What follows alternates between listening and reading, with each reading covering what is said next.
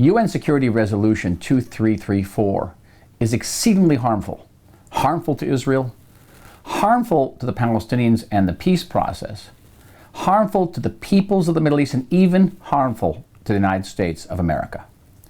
Harmful and dangerous to Israel because the UN resolution designates over 500,000 Israelis as illegal occupiers of Palestinian land.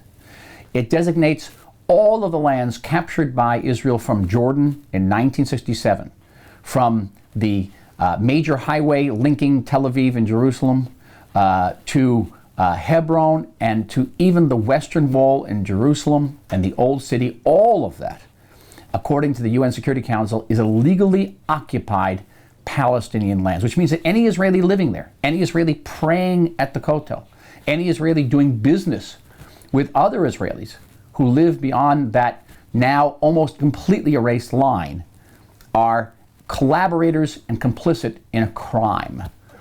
The UN resolution, therefore, exposes Israel to sanctions and boycotts, and we have enemies who will move to sue us in international courts on the basis of that resolution. But 2334 is also disastrous for the Palestinians. The Palestinians are being asked to enter a process in which they get territory and give peace. If the UN has already determined in advance that all the Palestinians, all the territory belongs to the Palestinians, then what do they have to negotiate for? No Palestinian will actually have legitimacy to enter into negotiations and give us peace because the UN has already given the Palestinians all of the land. UN Resolution 2334 is a disaster for the Middle East.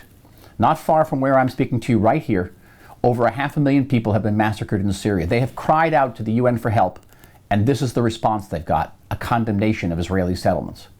And finally, 2334 is a terrible danger to the United States.